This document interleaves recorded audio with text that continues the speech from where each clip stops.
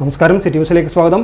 Echur town വികസന സമിതി യോഗം നളന്ദ കോളേജിൽ നടന്നു. മന്ത്രി രാമചന്ദ്രൻ കടന്നപ്പള്ളിയുടെ മണ്ഡലം വികസന ഫണ്ടിൽ നിന്നും അനുവദിച്ച 1 കോടി രൂപ ഉപയോഗിച്ച് ഏച്ചൂർ ടൗൺ സൗന്ദര്യവൽക്കരിക്കുന്നതിന്റെ ഭാഗമായാണ് കാര്യങ്ങൾ ചർച്ച ചെയ്യുന്നതിന് വേണ്ടി യോഗം ചേർന്നത്. ജനപ്രതിനിധികൾ, നാട്ടുകാരും പങ്കെടുത്തു. മുണ്ടേരി ഗ്രാമപഞ്ചായത്ത് പ്രസിഡന്റ് എ അനിഷ അധ്യക്ഷത വഹിച്ചു.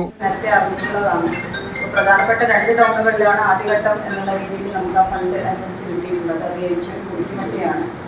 ഈ 2 കോടി എന്ന് പറയുന്നത് ഒരു ഏച്ചൂരിന് 1 കോടി അല്ലെങ്കിൽ കുടിക്കുമട്ടക്ക് 1 കോടി എന്നുള്ള രീതിയിലല്ല, രണ്ടിനും കൂടി 2 കോടി എന്നുള്ള രീതിയിൽ. അത് ചിലപ്പോൾ അവിടെ കുറയും അല്ലെങ്കിൽ ഇവിടെ കൂടും എന്നുള്ള രീതിയിൽ തന്നെയായിരിക്കും എസ്റ്റിമേറ്റ് ഉണ്ടാവുക.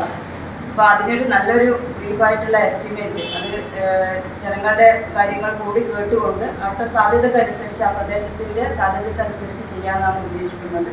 അപ്പം PWDയുടെ എന്നുള്ള രീതിയിൽ 2-3 പ്രാവശ്യം നമ്മുടെ ഈ സ്ഥലം പരിശോധിച്ചിട്ടുണ്ട്. അപ്പോൾ അതിൽ അവർക്ക് കൃത്യമായിട്ടൊരു റഫ് എസ്റ്റിമേറ്റ് ഉണ്ട്, ഇവിടെ എന്തൊക്കെ കാര്യങ്ങൾ ഇതിൻ്റെ ഭാഗമായിട്ട് വേണം എന്നുള്ളത്. കുറച്ച് കാര്യങ്ങൾ നമ്മളും സൂചിപ്പിച്ചിട്ടുണ്ട്.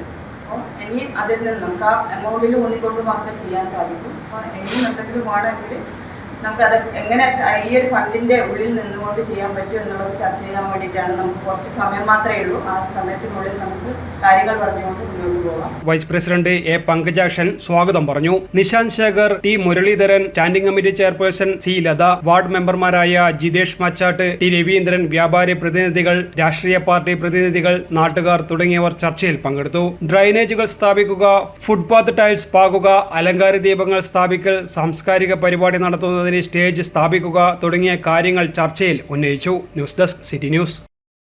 കൂടുതൽ വാർത്തകൾ അറിയുവാൻ സിറ്റി ചാനൽ വാട്സ്ആപ്പ് ഗ്രൂപ്പിൽ ജോയിൻ ചെയ്യുക. ഒപ്പം യൂട്യൂബ് ചാനൽ സന്ദർശിക്കുക. വാർത്തയുടെ അവസാനിക്കുന്നില്ല. മറ്റൊരു വാർത്തയുമായി വീണ്ടും കാണാം. നമസ്കാരം.